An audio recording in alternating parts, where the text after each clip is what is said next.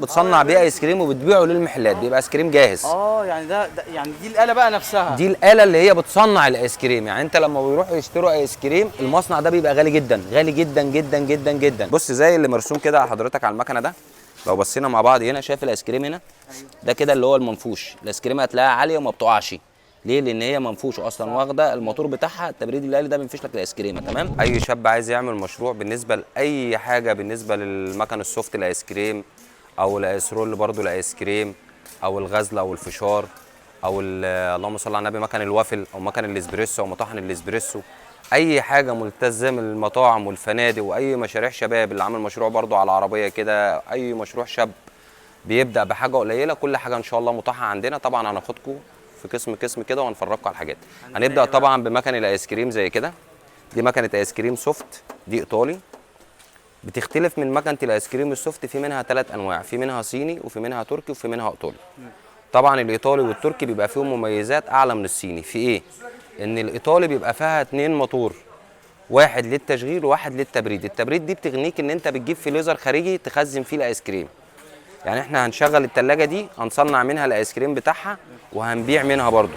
ولو في ايس كريم فضل، ممكن ما نحطوش في تلاجة خارجيه، نسيبه في نفس المكنه ونشغل الموتور اللي هو بتاع التبريد الليلي، ويفضل الايس كريم بايت فيها عادي، مفيش مشكله، ما يحصلوش اي حاجه خالص، لان هي فيها موتورين، واحد للتشغيل وواحد للتبريد. تمام. دي كده اسمها تلاجة ايس كريم سوفت، 2 موتور تبريد ليلي. تمام.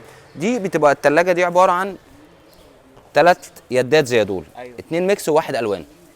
التلاجة دي لها مفتاح بيفصل ويفتح المكنه منها فيها، وفيها برمجه بتعرفك انت يعني انت لو جايب مثلا شاب تشغله في مشروع عندك، بيعرفك طلع كام عدد كميه ايس كريم، سواء فنجان او كوبايه. بيظهر هنا على الشاشه. بيظهر على الشاشه.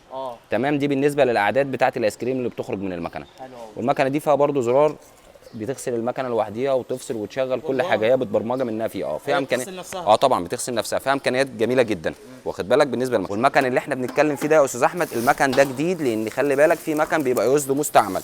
المكنه اللي بنتكلم فيها، وده بامب بتاع الايس كريم اللي هو بينفش لك الايس كريم. ده المفتاح اللي احنا اتكلمنا عليه. تمام.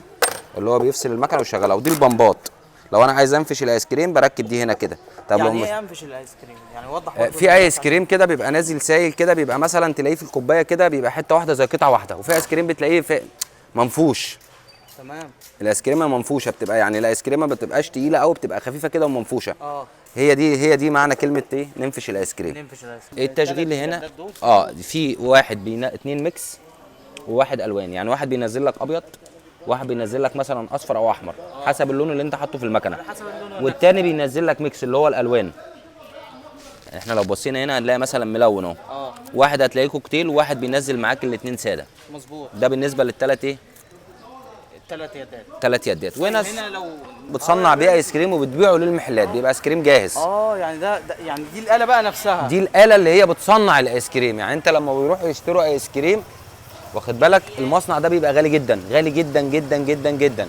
يعني المصنع ده بيتباع بره ب 130,000 وب 140,000، احنا عاملين عليه عرض هنا ب 95,000 جنيه. ما شاء الله. واخد بالك. طب دي آلية تشغيلها ازاي؟ برضه نفس القصه بتاعت الثانيه، بتحط برضه المون بتاعتك وبتدوس هنا، والمصنع بيبقى شغال وبيصب لك من هنا كده.